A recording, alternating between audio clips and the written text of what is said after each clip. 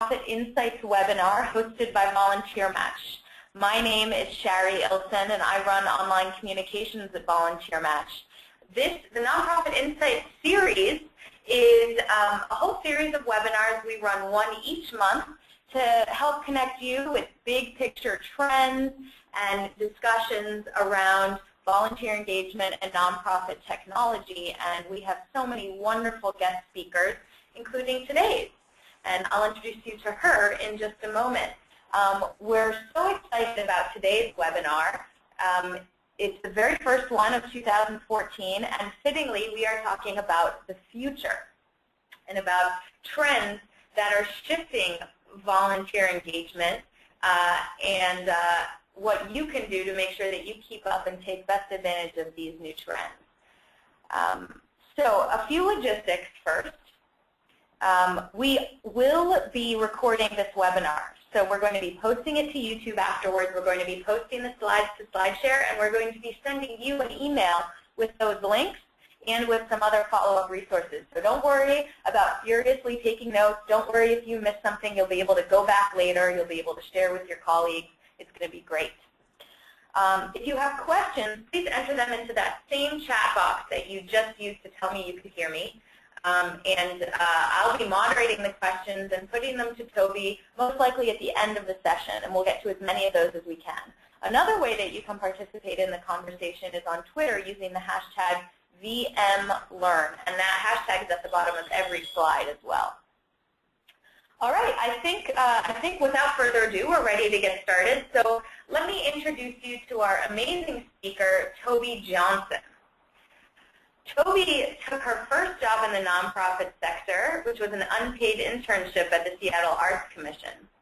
Since that summer, she's launched and renovated numerous programs in the arts, employment and training, social services, health benefits, education, and community outreach and advocacy. And now she runs her own consulting firm where she helps nonprofit organizations make connections with remarkable volunteers who share a common vision for a better world. And she regularly shares her insights and strategies about how to attract and inspire and mobilize volunteer talent on her blog, Tobi's Nonprofit Management blog. And that's an awesome blog. It's one of my favorites, and I definitely recommend that you check it out. Tobi has earned her Certified in Volunteer Administration credential, the CVA, and she's also a member of the American Society of Training and Development and the Association of Leaders in Volunteer Engagement, which has the wonderful acronym ALIVE. So Tobi is more than qualified to be talking about what's coming in the field of volunteer engagement, and I'm really excited to hear what she has to say. So I think we're ready to get started, and I'm going to hand things over to Tobi. So Tobi, are you ready? I am, Shari. Thank you. Do you hear me? Yeah, hear you just fine. Great. I'm going to show this slideshow. Okay, can you see it? Yes. See? Awesome. Okay, so welcome everybody. Happy New Year. We're here in 2014. And I'm so grateful to Shari and the folks at VolunteerMatch for inviting me to participate today. I was very honored to be invited, and I'm just so thrilled to be here. And it gave me the opportunity to really think about and take a step back from my day-to-day practice. I actually just started a new experience building a volunteer program here in Tennessee for Enroll America, and we're building everything from scratch, and we're hoping to build up to 130 volunteers out in the community educating people about health reform and the Affordable Care Act. So I know you're probably thinking I've got lots of busy things to do day to day, but it's also sometimes nice to just step back and take a look at, what's happening in the world that's impacting our volunteer programs. So I'm going to share with you what I think about what's going on, and Shari and I, had fun brainstorming what I might do for this webinar, and this is what came of it. So if you want to have fun, you can always tweet early on now and just get your fingers warmed up, because we're going to do a few polls throughout the webinar today. You can type in the questions box or tweet out what's your mantra for 2014. And mine is definitely to breathe, because I tend to hold my breath when I'm running around doing 1,000,001 things. So that's my big mantra, is just one word, breathe. So if you have a mantra, go ahead and enter it in. Folks can have a fun time listening to each other and reading each other's mantras. So let's get started. This is who I am if you ever want to reach me. I just launched a brand new website. That's the address, and I'd love if you'd come and visit. And let's talk a little bit about then and now. And even before I get started, I do want to say that this talk is not a scientific study of trends. However, I will talk a lot about science, and I will, in our handout, I have a PDF to send everybody that has links to all of the science I'm going to talk about. So if you want to do more research and want to get more detail on what I'm talking about, you'll be able to do that. But it's not really a scientific study of trends. It's more me kind of reading and thinking and mulling over all of the different things that I think about and read about, and then how I relate it to volunteerism. So it's very cross-sector and cross-disciplinary. The second thing to know is I rely really heavily on workplace research, only because that similar research is really limited or non-existent in the nonprofit or volunteer sector. If you've ever tried to go out and find really robust research on volunteerism in all areas of motivation, in areas of leadership development, and all of that, it's hard to find, because the folks who are doing that research are a very small group of people. So sometimes I look at other places for my information, because I would rather move ahead with my program and with what I suggest to others in my consulting practice with something that is evidence-based. So I am very evidence-based, but sometimes I have to borrow from other sectors. So that's just something to know about me and why I pick the things I pick. But let's talk about Nancy Drew for a minute. So predicting the future often involves us looking to the past. So when I started to think about this webinar, I thought, what was the past like for me and people of my age? And now I'm going to date myself a little bit and talk about Nancy Drew. When I was a young tween and young person, I read a lot of Nancy Drew. And back in those days, we didn't have cell phones. We had like little princess phones that had super long cords, and we had to walk down the hallway and get inside the closet to have personal phone calls. Nancy Drew was the type of heroine we were really interested in, and her solo smarts were what she used to sleuth out low-risk mysteries. It wasn't anything life-threatening, but she would find the secret of the old clock and that kind of thing. So back in the day, life was pretty simple for us. Nowadays, our heroine is more like Katniss of the Hunger Games, where she is charged with high-stakes fights to the death amidst crowds of spectators. It's like a totally different world now when you really think about it.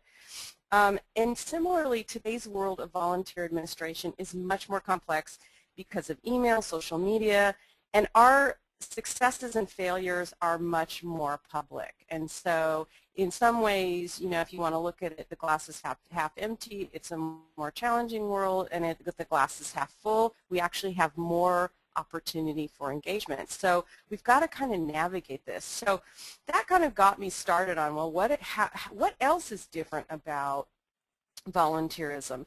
And you know, volunteerism is basically more sophisticated than ever. We have a maturing profession, which is absolutely wonderful. And the title of this webinar is Changes That Will Change Us for the Better. And I do believe all of these things, if we can marshal them, these shifts that I'm going to talk about, we can actually strengthen our whole profession. So I'm excited about that. So, you know, we've been called to build credibility and support for our field. We are the biggest advocates for our field of volunteerism, and things like the CVA, the Certified in Volunteer Administration credential, other volunteer credentials that we have globally, are very much starting to be on the forefront. In fact, the CVA this year was the largest number of candidates have started to move towards their CVA this year. So it's a cool thing. We're getting better and better at what we do. That also means, though, that we are having to step up our game in terms of volunteer management competencies. The second thing is that we have obviously technological advances. We have social media, smartphones, we have new hardware, new software, and those give us great opportunities to engage more, but it also means that we have to be very tech savvy, and not all of us are there yet. And I can raise my hand and say I am one of those. Then we have a changing society. Nowadays, we have greater access to tailored solutions basically in all aspects of our life, including volunteering. People want to do what they want to do. If you think about, nowadays you can even pick the cover, the buttons, whatever you want on your smartphone, your computer. I mean, everything in our life is tailored to what we want, when we want it, and how we want it. And so that affects us. And our programs have to keep pace to maintain viability and maintain those expectations and meet those expectations. The fourth thing that makes us more sophisticated than ever is cross-disciplinary thinking. We have research on behavior economics, psychology, neuroscience, and other fields that really we've accessed to inform how we design fundraising and community involvement in some nonprofits. I'm hoping more of us will get there, but you hear a lot lately about the psychology of giving, and there's a lot more in-depth understanding about we as human beings and how we interact with one another. So that's making us more, a more sophisticated field. And I think stronger for it, and I also think we are rocking it in terms of being able to take some of these new ideas and make them our own. So given this rapid pace of change, the rapid pace of change also exacerbates and complicates the change process that we're going through. And I think that's a big trend in 2014, but we've been feeling it the last few years. The pace of change is insane right now. I mean, if you think 3 years ago, who was using Twitter? 4 years ago, who was using Facebook? It's insane how much we have to keep up. And each drop in societal change that hits the ground also ripples out and affects our programs. And then we suddenly have lots of drops. And pretty soon we have a torrent of transformation going on. And we're kind of sitting there going, what the heck? What can I do? So in today's webinar, I'm going to try to focus us a little bit on some trends. You guys can decide whether or not they make sense to you or you want to do anything about them, but I thought it would give us a great opportunity to just open our minds and kind of shut down the torrent for a minute and get under an umbrella. So that's what we're going to do. So shift number 1, advances in brain science and neuroleadership. And if you read my blog, you'll see that I'm absolutely fascinated with how the brain works. And so I think I should have been a neurologist or a psychologist or a brain surgeon in another life. But so what's the big challenge here in advances in brain science? Well, advances in how we understand brain functioning can actually help us better recruit, train, involve, and support volunteers. Our big challenge in terms of brain science is, are our administration practices actually aligned with human nature? Are they working with human nature, or are they working against it? And what I'm learning when I'm reading research is sometimes we are actually shooting ourselves in the foot. And so that's a challenge to figure out how that all works. Fortunately, we're starting to get some helpful models. And for example, BJ Fogg, and don't worry about writing all this stuff down. I have a handout and it has all the links to these so you can go and read more. BJ Fogg has put together a model that tells us that in order for behavior change to occur, 3 elements have to be present: motivation, ability, and trigger. And what does that mean to us? What it means to us is that no matter how much we cajole, persuade, twist people's arms, that if these things aren't present, that we're not going to be able to motivate people to support our causes and to do things for us as volunteers and to do things with us and to take leadership and have that type of robust involvement that we're looking for. And so that's an interesting model to take a look at. Sean Anker, or wait a minute, I should say also you can actually go to this wizard. This is a great a great resource that you can actually figure out if behavior change is likely in what you're trying to make happen. So let me talk about Sean Anker for a minute. If you haven't had a chance, definitely check out his TED Talk on positive psychology. But he posits that work productivity doesn't generate happiness. In fact, it's the other way around, that happiness is actually what generates work productivity. And so we're thinking about our workplaces and our volunteer environments, and we really have to spend a lot of time promoting and cultivating happiness. And he's found that actually happiness is something that we can cultivate. We can actually train our brains to be happy, which is absolutely amazing and fun to do. Another guy by the name of David Rock, and he's with the there's actually a Neural Leadership Institute, which is fascinating. I've sat in on one of their they stream their annual meetings, and they're just really fun to watch and listen, although I don't know half the words they're saying, but it's really interesting. So they have a brain-based model of really how people collaborate, and it's really a model, an organizing principle that talks about minimizing danger and maximizing reward. And so approach or reward and avoiding or threat are deeply ingrained in our psychology and in our survival instincts, and they make us either able to work with people or not able to work with people. And so you're kind of thinking, wow, well, there's all this science out here, but what the heck do I do with it? I'm not a scientist. And I've been kind of reading this stuff and mulling it over, and I thought, well, actually, we have some takeaways from this stuff.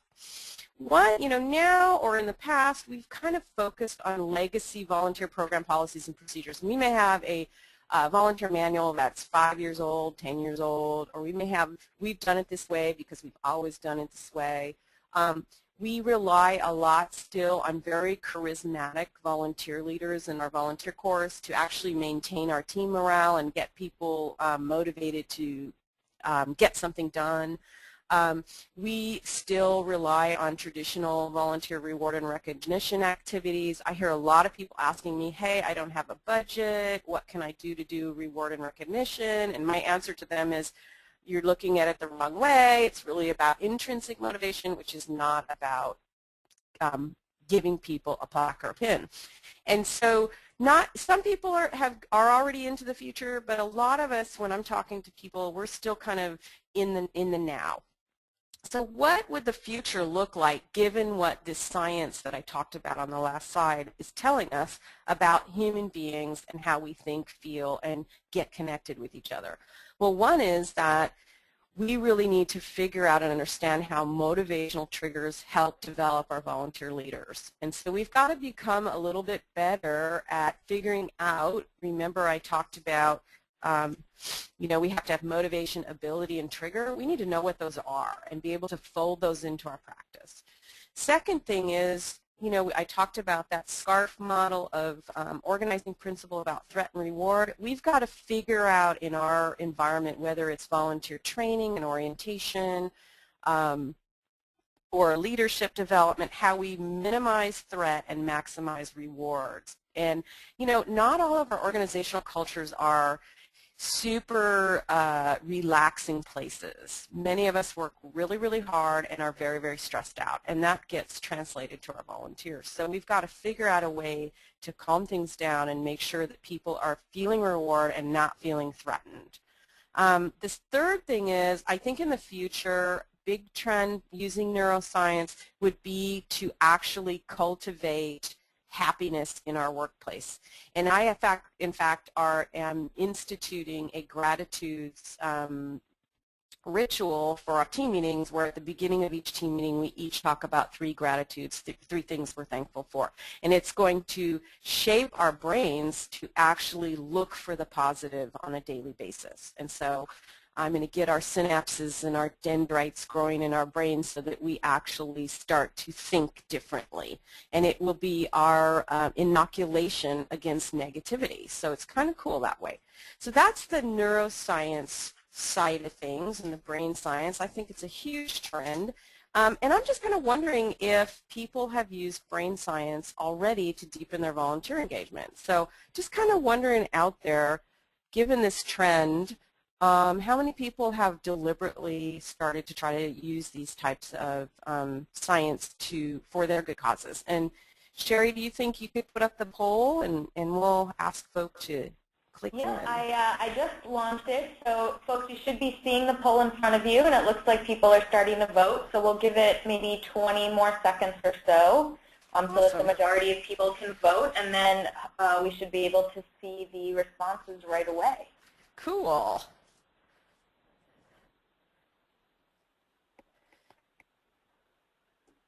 All right, maybe another 5 seconds or so, so get your votes in, everyone.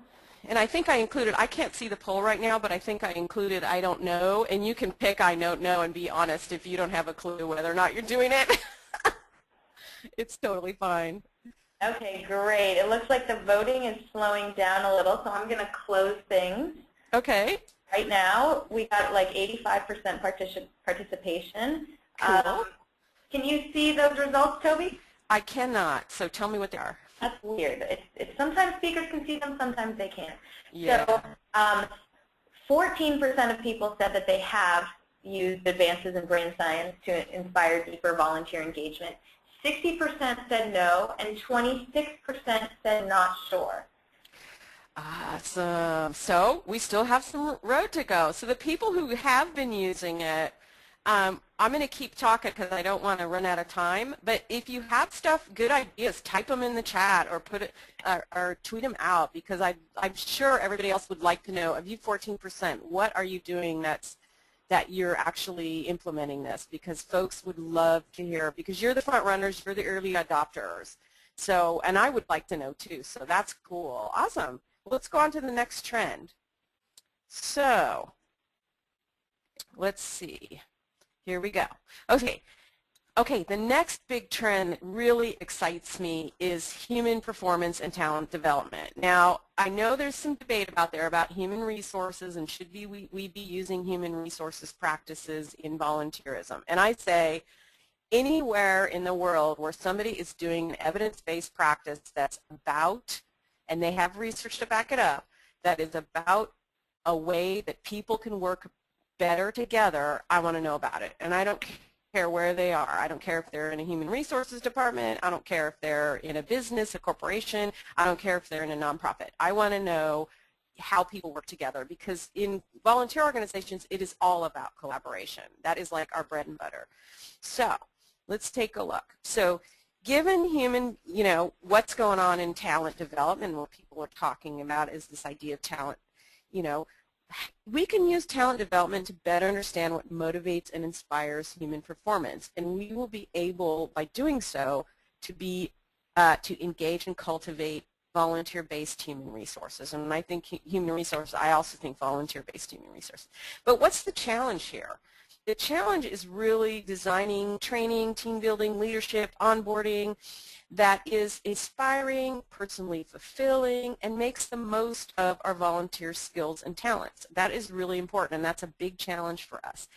So we've got new approaches to talent management. We've got evidence-based training strategies. In fact, there's a lot of myths being debunked nowadays in the training field about training and how we deliver information and how knowledge is acquired. In fact, the biggest one lately has been on learning styles. We now know that learning styles, there is a myth. It's a myth. There is not a such thing as learning styles, and it does, designing your training to learning styles actually does not result in better learning, which blew me away, but it actually has been shown to be true. So how do we know? So research into workplace motivation in the business sector has actually given us some clues here. So one is Society for Human Resources, SHRM. They actually are very big front runners on new research around what motivates people. So, and I would say with the caveat that volunteer motivation is slightly different than employee motivation. However, we are learning that I'm just going to click forward a little bit to the bottom, Dan Ariely, I cannot pronounce his last name well. On the bottom, he's done this great TED Talk, and I would check it out, on today's knowledge economy. And nowadays, even in the workplace, efficiency is not the most important thing to people. What is the most important thing to people is meaning in the workplace. And if you're a volunteer manager, you're thinking, yep, that's exactly what is important to my volunteers, is meaning, is making a difference. Whenever I do volunteer surveys, the #1 answer everybody tells me about what makes them happy as a volunteer is making a difference. It's hands down every single time. And so having personal meaning in what we do on a day-to-day basis is really important, not only to volunteers, but also just folks who are actually getting paid to do the job. But backwards, if we look at smart companies, another thing we're learning is that workplace learning happens informally. And if you have a very, very formal onboarding process or volunteer orientation process or volunteer technical training process, and it's very, very formal, and you're expecting that to do the trick, that when your volunteers are trained and they're ready to do their jobs, that's going to do it, you're actually missing the mark. And we're finding that in the workplace, and I find with volunteers as well, that informal learning, learning from our peers, learning through self-study, learning through social interaction, all of those things, actually 50 to 80% of what we learn when we learn something new is learned in that way. It's not learned in the classroom. So what does that mean about how we develop and design our volunteer training programs? It's completely different than the way we've been doing it. It's usually we do it with a PowerPoint deck, and we're out there making our talk, and then the volunteers leave, and we're like, everybody's ready to go. Now, not all of us have these very intense volunteer training programs. Some of us don't have to have that. But you know, it's interesting to think about. And then with SHRM, they're really finding that they're defining talent management, and there's a lot of discussion in the human resources sector, and they're defining talent management as the implementation of integrated strategies or systems designed to improve processes for recruiting, developing, and retaining people with critical skills and aptitudes to meet current and future organizational needs. Okay, that's a lot of corporate speak, right? But if you think about that, isn't that what we're doing as volunteer coordinators, volunteer program administrators? We are actually engaging people in our cause. We want to retain them and have them help us do what we need to do and deliver our mission in communities. And we need them to have critical skills and aptitudes to meet our organizational needs. It's almost exactly the same need. And so when I read that, I think, you know what, we have similar goals. And so when I look at that, I want to think about what is talent management in a volunteer environment? Is it different? Does it look different? What can we learn from it? So that I find very fascinating. So let's move on. So what does that mean for us? I would say that it means, you know, in the past, we're kind of think about, we have a predominance of instructor-led volunteer stand-up training. I mentioned that just now. We have a continual turnover of internal volunteer talent. If you look at Volunteering in America, and now it's Volunteering in America and Civic Life study, you will see that we have a lot of volunteer turnover. We are not keeping, now I don't think necessarily we have to keep every volunteer, but I do know as a volunteer myself, I've left organizations not because I didn't believe in the cause and not because I didn't want to help, but because the organization didn't use me in the proper way. And at some point I was like, you know what, I got to move on where I can make a bigger difference. And so we've got to think about how we can use some of this learning that other sectors have developed to reduce that. Extrinsic rewards used to recognize volunteer contributions. So we're still in the world of plaques and pins when what volunteers want is the ability to have a say in their work, the ability to have leadership if they want it, and you know, they want more, to be more empowered, and yet we're still back in the plaques and pins. Now, for some folks that makes sense to them. Also, reward and recognition is very much often cookie cutter for everybody, and we know that each person and each individual is motivated differently. So we probably need in the future to look at knowledge transfer that's fostered through informal volunteer learning led networks. So I'm trying to figure out in my program, like, how do I get volunteers to teach each other? because they are actually peer-to-peer going to do more learning that way than they're ever going to learn with me standing with my PowerPoint deck. And so that's something we've got to think about. The other thing is, how do we use best practices in talent development that are directly aligned with our program goals? That's the other thing. Our programs have goals. We have outcomes we need to meet. How do we align how we work with volunteers and support volunteers so that they are actually meeting our goals? And then finally, I think this is a big one, and I still am trying to figure it out, but this making sure that the deeper meaning of the work we're doing is reflected in our volunteer recognition, and how do we continue to do that? And I'm still kind of thinking that one over, but stay tuned. I'll probably do a blog post about it at some time in the future. So let's do another poll real quick. So who has updated their volunteer training or talent management practices, and I use talent management in a very loose way, to include informal learning? So as you're supporting and helping your volunteers build skills, how many people are using informal learning? And again, informal learning would be like peer networks, self-study, social learning, anything like that. Anything besides an instructor standing in front of a group or an instructor giving a webinar. So Sherry, you want to try to do the poll? Yeah, it is launched and people are voting, so we'll wait Awesome. another 10 seconds or so and then we'll close it. Awesome.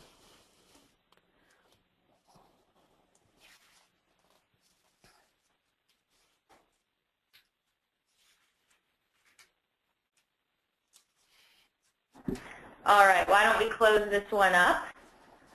So we have 55% of people that said they have updated their training practices. 29% said no, and 16% said that they weren't sure. Awesome. So this is an area where we're making strides. So that's good.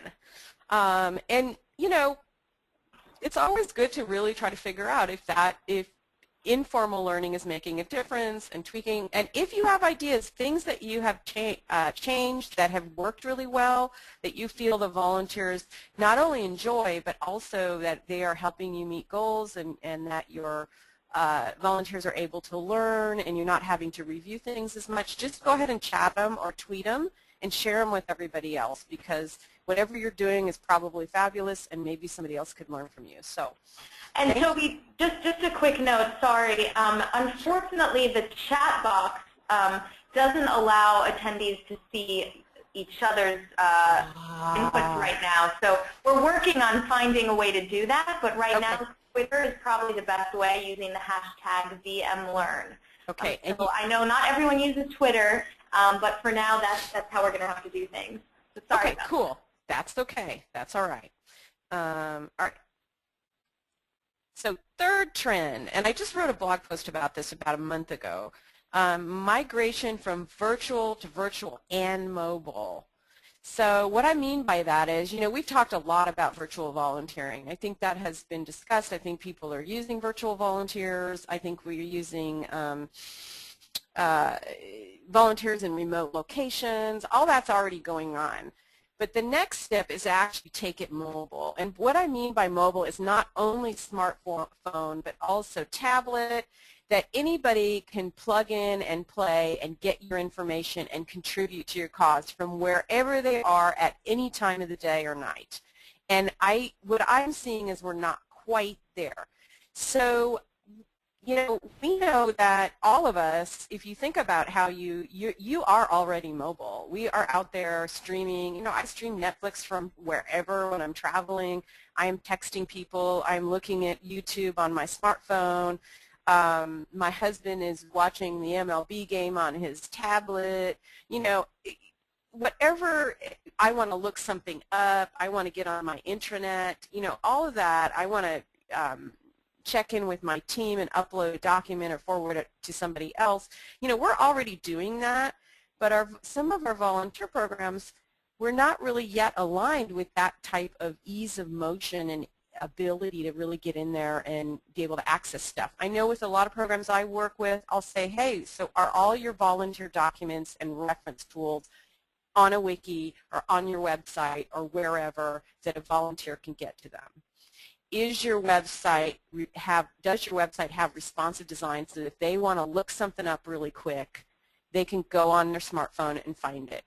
If a volunteer is out in the community doing something on your behalf and they need a quick tutor on a specific skill that they're trying to use, do you have a YouTube video that they could plug in and watch, or that they could click on in their smartphone and watch for like a minute or two to coach them through the process? That's all mobile, and it's wonderful that we have that now. And the great thing is none of it's really that expensive. So here's what we're learning. If you're wondering about smartphone ownership, we're actually finding that smartphone, about 63% of adult owners, cell phone owners, now use their phones to go online. And that's like double the number in 2009. And 21% do most of their online browsing using their phone. They don't even use their laptop or their PC. They're using their phones. So we're finding almost over 1 in 5 people don't ever go on the computer to surf, which is really fascinating. And that's probably going to keep changing as it gets easier and easier. And you know, it's funny, now the trend is to make the smartphone a little bit bigger, to make the screen bigger, and then to offer different types of tablet sizes. And so the marketplace is trying to respond to all of this use and trend. The other thing we're finding, and then cell phone and smartphone ownership has really gone up. And here's some more data. If you want lots of data, go to Pew. They have a great, and there's a link in your handout for these guys. The other thing we're finding is telecommuting. Let me go to one more. We're finding that actually telecommuting, and not including people who are self-employed working from their home office, but telecommuting in general, and people who work for small or larger employers, has increased 80% from 2005 to 2012. And it's funny that federal employees have the highest rate of telecommuting, which I thought was a really odd thing. But I was like, that's interesting. But if you think about it, that's starting to hit us as volunteer programs. I can't tell you how many people I've talked to about, you know what, we have to figure out how to virtually team. We have to figure out how to reduce the distance and still feel like a team, even when everybody's located across the state, if it's a state-based volunteer program. So I know everybody's struggling with this, so we're feeling in the telecommuting world, we're feeling in the nonprofit world as well. And we may, in our own organizations, telecommute. We may be at home once a week, or we may be at home all the time. I know with my team, I have a team member in Memphis, a team member in Nashville, and I'm in Knoxville, and I have another team member in Knoxville. How the heck are we going to team? And then we're going to have 130 volunteers. How's that going to work? So I think that's a big trend that's affecting all of us. The next thing that I think is really affecting us is just the ability to connect and lead people. And Karen Sobel-Lojeski has a couple of years ago put out this book called Leading the Virtual Workforce, and she talks about the connectivity paradox. Like, the more connected you are, the less connected you feel, and the more isolated you feel. It's like this paradox that's going on.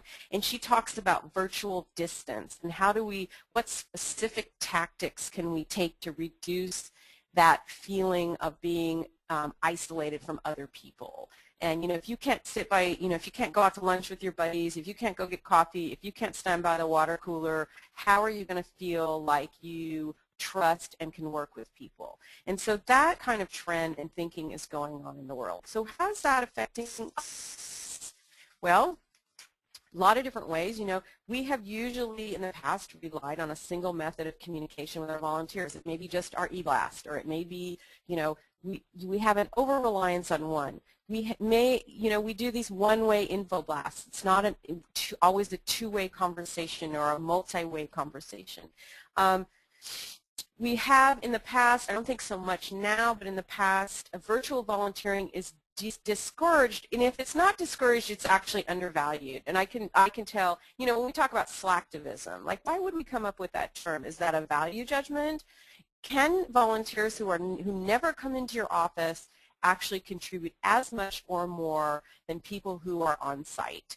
And I'm not sure yet that value is there. It may be there with volunteer coordinators and fellow volunteers, but I think in the organization, if people don't see people, they're not necessarily sure how much value they have for the organization. So in the future, what's that going to mean for us? Volunteer communications needs to align with mobile lifestyles, and I talked about that a little bit ago.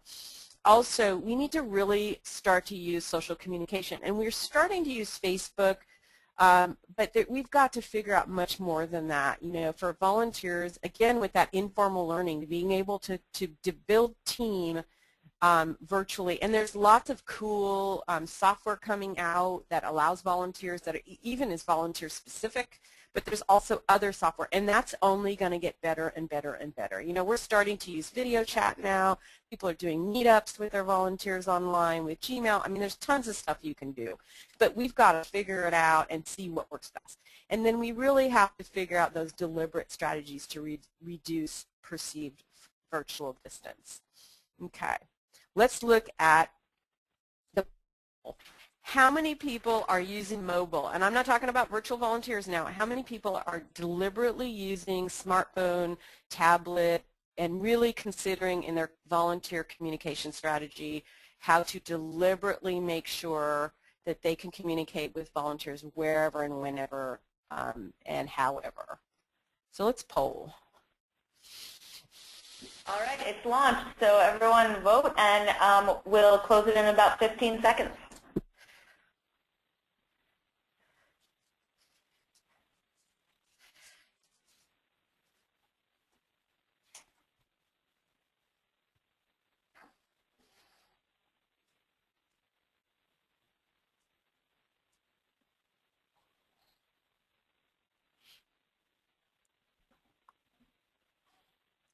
All right, get your last votes in, everyone, and I'm going to close it right now.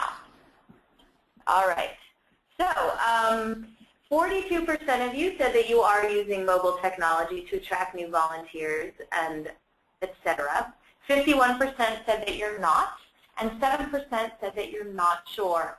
And Tobi, I think there was a little bit of confusion about it. Maybe providing some examples of ways that people could be doing this might help clarify. Sure. So let me give you a couple of examples. And it's great that not very many people are not sure, so that's good. That's a step in the right direction. But when people were, when we're saying mobile, what do we mean? The difference between mobile and virtual. You can be virtual where anybody can access you via the internet. And usually when we think of virtual, we think of volunteers using their laptop or their PC in an office environment or in a home environment.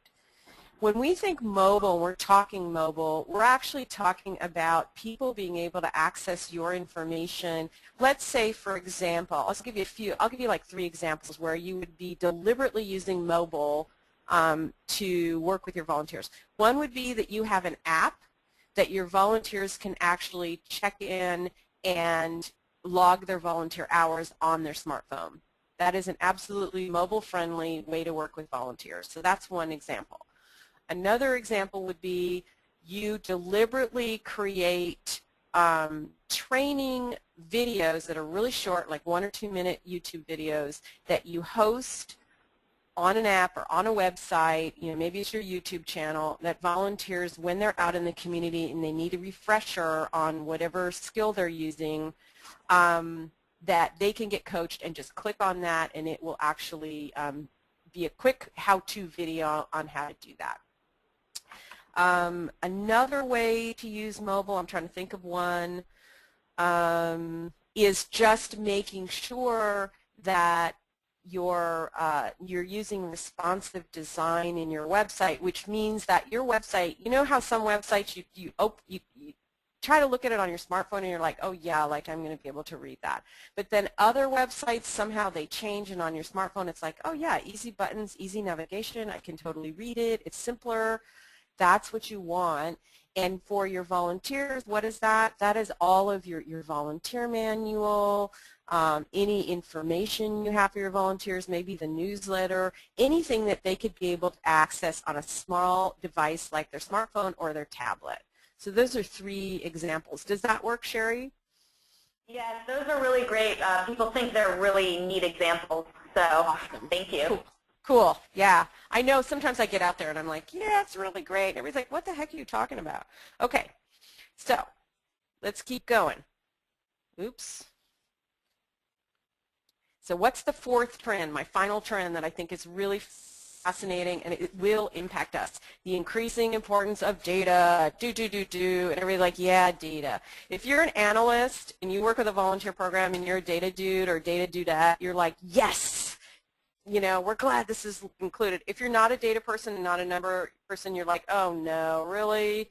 So let's talk about data for a minute because it is fascinating and could make us stronger. So data, when you think about data, every time you touch an electronic device, you are creating a data point. So every time you send an email, every time you send a text, every time or every time we polled on this website, you are creating data. Every time I clicked a slide, I'm creating some data. So we have like data in everything we do. It is proliferating our life. And it can, if used correctly, if used for good, can provide evidence and support for volunteer program decision making and design. Now, that said, analyzing that data in order to improve our programs and the field of volunteerism is very hard to do because we don't have the systems in place, we don't have the personnel in place, we don't have the money in place, we don't have the connections in place to make it happen. So the challenge is how to harness and analyze data in manageable, affordable, and scalable ways so that we can improve our practice. And that is a big challenge. So let's talk about what's going on in the world of data. So in the business world, they're all about, McKinsey, which is like the biggest, one of the biggest consulting firms in the, universe, they're all about big data, next frontier for innovation, competition, and productivity, and we're like, okay, yeah, that's corporate world. But, data is in every business transaction and many of our social functions. But really in the nonprofit world, it hasn't been marshaled. So when they talk about, in the corporate world, they talk about big data, they're really talking about, global data. They have tens of thousands of people. They have analysts who get paid tons of money, and they're able to marshal big data. But when I'm using the word big data is relative, and it's relative to your organization. It varies by sector, and it varies depending on what's available to your organization or your industry. So when you think big data, just think relatively like, okay, what volunteer data do I have at my disposal, and how can I stretch further to be able to analyze? And I'll talk a little bit more about that. But for example, we do not have any global data set of volunteer involvement anywhere. If we did, imagine what we could do with it. Imagine if we knew, for example, what the volunteer involvement, the number of hours, the retention rates, the level of involvement, the level of authority, whether or not people were volunteer leaders, what the return on investment was. What if we had a global data set? We could benchmark and understand and start to slice and dice it and really start to figure out what our best practices in our field globally, which would be awesome. So, but we simply don't have that yet. And I think that's a big future thing. Maybe it's 10 years from now. I don't know. Maybe it's 15 years from now. But it's a very interesting thing to think about in the future. And there's going to be more and more discussion about big data and nonprofit. It's not really there yet, but it will be. Keep your eyes peeled. Okay, the other thing is we have a lot of organizations that are involved in figuring out what works well. We have Perform Well, we have Center for What Works, and so I think we're going to have a continuing work on measuring and understanding our outcome data. And right now we have about 75% of all charities measuring their work. But what are we doing with that, really? Is it really affecting, or improving what we're doing on a day-to-day basis? Maybe, maybe not. There's some really interesting thought going on about how people can use data and in very simple ways. Like if you've ever read this book, Little Bets, author Peter Sims, he explains that productive and creative thinkers do small, unconventional experiments to fail early, learn from it, and move on to the next thing. So it's this idea of lean startup, or this idea of engaging in immersed observation so they can make sort of unexpected, wow, I didn't realize that. Wow, maybe we're going to change our program that way. So there's also, not only is there on the one side this big data, like let's take giant databases and figure out what's going on, but there's also this small innovation happening on a day-to-day basis with certain organizations and certain people that actually are helping them learn and be better and become a learning organization. So I think on the data field, we've sort of got both ends of the spectrum, which is fascinating to me, and I think a big trend. There's also a call to do better as nonprofits, to do better with our nonprofit impact measurement. We've finally gotten through from outputs to outcomes. That took us a while, about 10, 15 years ago. People didn't even really know what an outcome was, and we were measuring outputs. But now we're talking not only about outcomes, but what is the actual community impact of the work we do. So that, I think, is going to continue to be something that affects our field. And I think in volunteerism, people are going to start to ask, what is the actual ROI? And I know when I do return on investment webinars with folks, it's a huge topic of interest. You know, how do we calculate our volunteer programs' return on investment? Huge, huge, huge interest for people. So I think that's going to continue. So what's going on now? Minimal performance management of volunteer human resources. So do we know actually, I'll ask people sometimes, do you know your volunteer retention rate? And they'll look at me like, no, you know, I don't. I go, well, you should, because every time you make a change in your program, you should be tracking whether or not it's making people happy or making them grumpy. You do need to know that because it's going to affect your program. Organizational data silos. I see this a lot in organizations, especially larger organizations. They're not even sharing information from place to place. So that's still an issue for us. And then time and flexibility for experimentation combined with reflection, it is absolutely mostly unavailable. We just haven't been able to make space for it. People are like, are you kidding me? I have to get out and recruit people. I don't have time for this. Reflection, that's not part of our practice here. And so we've got to figure out a way. So in the future, I'm thinking it would be so fabulous, and I think it will happen sooner or later, that we will actually have some common framework. If we could get a giant global data set of volunteer involvement, have some kind of common framework, we could have common performance indicators, common benchmarks. One of the biggest benchmarks that I hear people just always wanting to find out, okay, what should be the ratio of supervision to number of volunteers? It's not out there. If somebody knows about it, email me, but everybody asks about it and everybody goes, well, it depends. Really? Is that the best we can do? I bet if we had big data, we could figure it out. And it may vary. There may be a range, but it would be interesting. Second thing, global collaborative data sharing. I talked about that just a minute ago. And then experimentation and failure embraced for what it can teach us. It's those early losses so that we can have bigger future gains. And I talk with my team a lot on a regular basis about how failure is good. Failure is actually our best friend as long as we learn from it. So we're not quite there. I feel like sometimes we fail and we feel bad about it, and I feel like that's not really the mindset we need to have. So that's kind of the big data literacy. So how about you all? How have you recently changed how you measure your performance or impact of your volunteer program? Let's poll it. All right, the poll is live. So let us know about your relationship with data, everyone. Love it, hate it.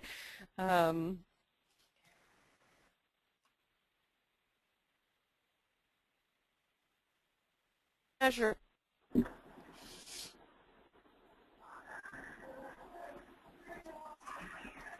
right, I'll give it another 5 to 10 seconds. Okay. And okay, I'm going to close it up right now. So 35% of people said yes. Okay. 57% said no, and 9% said not sure. Okay, so we got some work to do. Unless somebody has a wonderful, the thing about data is it's like the work is never, it's like outreach. The work of outreach is never done. The work of volunteer recruitment is probably never done for most of you. I know it's not for me. So we definitely got some work to do around data, and I think big data can offer us something. We need to find a benefactor to sponsor some of this stuff. So if you know a foundation that loves numbers, let's get in touch and see if they'll be a benefactor around getting some big data for volunteer programs. We do have, Volunteering in America, but that doesn't drill down enough yet, I think, for what we really need. So a couple more things, and I want to do some Q&A at the end, and I want to leave you with a little bit of inspiration. So you can visit our website. We just launched a brand new website, and we just updated our ebook called The New Volunteer Manager, the first 90 days, and it's great for newbies, but it's also a good refresher for people who've been around for a while and want to try something new. So go to our website, and you can find that free ebook, easy to download. Also, a little bit of inspiration. When you're making changes, so you've got all this good ideas, you're probably writing, I hope you're saying, okay, there's something new I want to try this year in 2014. Or you're just sitting there going, whoa, this is way too much information, I need to think about it. Regardless, in 2014, as you make changes to improve, and I know you all are working hard to have the best program ever, remember that volunteering is rather than solely the act of helping out. Volunteering is really about self-actualization. It's really about becoming a better person. Through the act of volunteering, we actually get to move up Maslow's hierarchy of needs to that top apex of being the best we can be. And as such, it represents a profound and personal search for meaning for all of our volunteers. It is very, very deep for people. They usually can't really tell you this verbally, but I've seen it in people, and I know this is the case, and myself as a volunteer, I know this is the case. So when we're making changes, we have to ask ourselves, will the change that we've decided to make help facilitate a deeper sense of connection with others, a connectedness between our volunteers and between us and our community and our cause, or will it not? And if it doesn't really tap into that deeper sense of connectedness, it probably shouldn't be your highest priority, I would say. If you're trying to prioritize a bazillion and one changes you want to make, deeper connection always means better program. And so that's just a little bit of inspiration about how to think about things. And then let's do, Q&A. What we got, a few minutes? Yeah. 2 minutes? Yeah, we've got a few minutes. So I'm going to do one question that seems to come up the most. Okay. And sorry, hold on, I'm getting this ready. And then we'll quickly end just to be respectful of everyone's time. So one of the big questions that seemed to come up the most was the issue of generational differences, and I'm sure that's no surprise to you, but with all these trends that you talked about, technology, society, psychology, how can these volunteer coordinators, and there seems to be a shocking number of really savvy volunteer coordinators on this call, how can they adjust their strategies based on the generational differences between millennials and younger versus boomers or maybe even older, and everything in between? What's some advice you have for that? Yeah, great. I'm glad you asked. Okay, couple things to know about that. Number one, the human brain is the same no matter how old or young you are. So all of the stuff around neuroscience, all of the stuff around learning, and all of the science around learning, that kind of thing, training, knowledge transfer, anything around motivation, in terms of how the brain works, doesn't matter. It's non-denominational. It doesn't matter, and they've done studies about this, it doesn't matter age, culture, race, ethnic background, sexual orientation, doesn't matter. So you actually don't have to sweat it in those departments. I would say what motivates us motivates everybody. We all have the same DNA. I mean, not all the same DNA, but we all have this sort of same evolutionary track. And our brains haven't really evolved that much. They really all work exactly the same. So in that respect, don't sweat it, because it's the same for everybody. Now, in terms of personal motivation around, if I'm younger, I want to get more experience on my resume. If I'm older, I'm more about, I want to have more control over my environment. If I'm a boomer and I, did activism in the 60s and now I'm retired and I can run this program myself, why are you trying to top-down manage me? That kind of thing, yes. Also in terms of technology, you're going to have your early adopters and you're going to have your natives, your digital natives, your folks that, they were born with a smartphone in their hand. And you're going to have your boomers and your silent generation that are like, look, I don't even know how to tap on the keys. But if you go into the Pew research stuff there, if you go to Pew, and you can see the link to that, there's Pew Research Center on Internet and American Life. You will start to see people trending towards everybody's using technology now, for the most part. There's a few people who aren't. But even my mom is 70 years old and she Facebooks like daily and she cannot spell and she can barely use her laptop. But she figures out how to peck it out on the computer. And so I think, in terms of communicating with people, you've got to go right back to your volunteers and ask them, look, we're trying to figure out a mobile way to reach you. What do you prefer? And really start to, I would always say, start with technology, start with your volunteers. But you also have to think into the future. And in about 5 years, everybody will be very confident and comfortable with your smartphone. It will be a thing of, everybody knows how to do it. So that's what I would say about that. My final trends, the increasing performance of data, I would say we need to keep tracking generational differences. Do they make a huge difference or do they not? And, like I said, with training and anything about your brain, they make no difference at all, and that's what the evidence tells us. And so I would say with data, understanding that even more, and in some cases saying, you know what, that's not a big deal in this situation, and in this other situation, it is a big deal. So I hope that helps. Yeah, wonderful. Thank you. And I think the advice to really go to your volunteers and ask them is really helpful.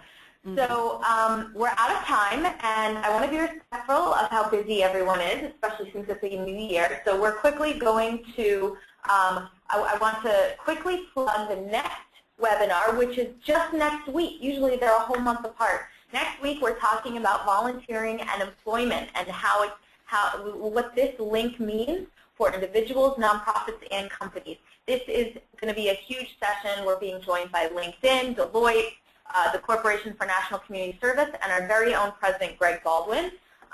We also, next week, are running a webinar all about the CVA certification. So I recommend checking out the Learning Center at learn.volunteermatch.org and looking into those.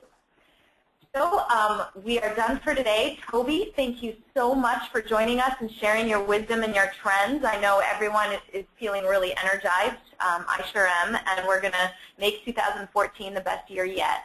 And thanks to all of you on the call for attending and taking the time to listen. We'll be following up, as I said, with an email within 1 week with links to the recording, the slides, and some additional resources from Tobi. So everyone take care, have a wonderful Wednesday, and we hope to see you on a future Insights webinar. Bye, everyone. Thanks, Sherry.